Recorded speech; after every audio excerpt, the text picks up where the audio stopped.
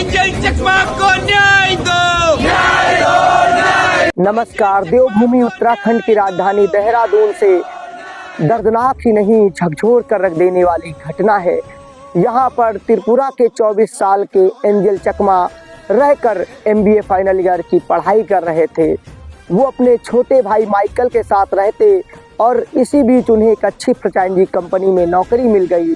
Football खेलने के शौकीन एंजल चकमा के पिता BSF में नौकरी करते हैं। इसी दरमियान वो देहरादून में घूमते हुए 9 दिसंबर 2025 की शाम को अपने छोटे भाई माइकल के साथ सिलईकु इलाके में किराने का सामान खरीदने गए।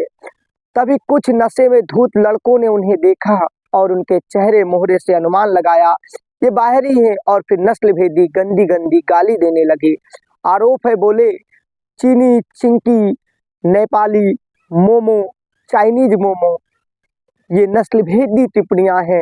एंजल ने बहुत शांति से कहा, भैया हम चाइनीज नहीं हैं, भारतीय हैं, हम त्रिपुरा से हैं, हम चाइनीज हैं नहीं। बस यही बात उन लड़कों को बुरी लग गई और उन्होंने एंजल पर प्राणघातक हमले कर दिए।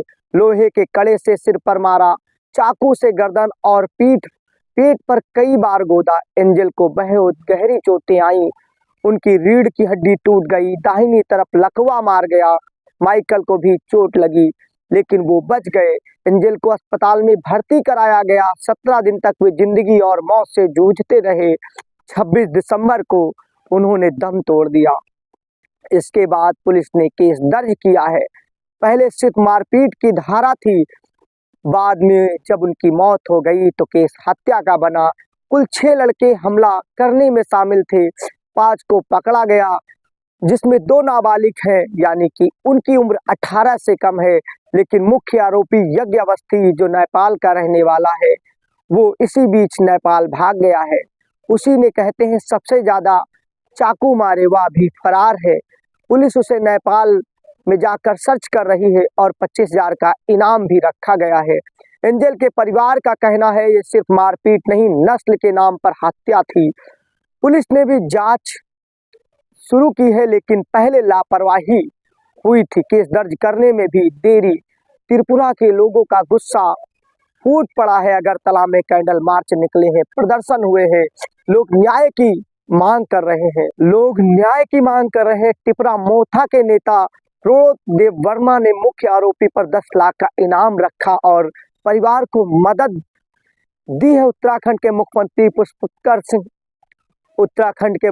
पुष्कर सिंह धामी ने एंजल के पिता से फोन पर बात की और कहा है दोषियों को सजा जरूर मिलेगी। त्रिपुरा के मुख्यमंत्री ने भी बात की है। उत्तराखंड पुलिस ने उत्तर पूर्व के लोगों की सुरक्षा के लिए स्पेशल टीम बनाई है।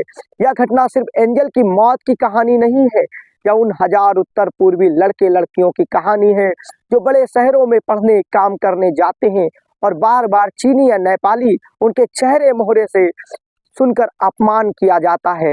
भारत के कई राज्य हैं नॉर्थ ईस्ट के जहाँ की शक्ल नेपाली या विदेशियों से मिलती है लेकिन वो भारतीय हैं। बार बार नॉर्थ ईस्ट के भारतीयों को नेपाली या चाइनीज कहकर अपमान किया जाता है, उनके साथ हिंसा की जाती है। हिंसा और बर्बरता की कहानियां बेहद दुर्भाग्यपूर्ण है। एंजल अब हमारे बीच नहीं है लेकिन उनकी मौत एक सवाल छोड़ गई है, कब तक हम अपने देश के लोगों को उनके चेहरे की वजह से पराया समझते रहेंगे।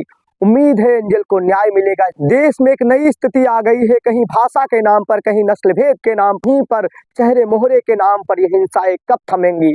उत्तराखंड में त्रिपुरा के 24 साल के एंजल को महज नेपाली और चाइनीज जैसी शक्ल मिलने की वजह से पीट कर मार दिया गया। ये भारत में जहाँ वासुदेव कुटुंबकम की नीति है, किस वजह से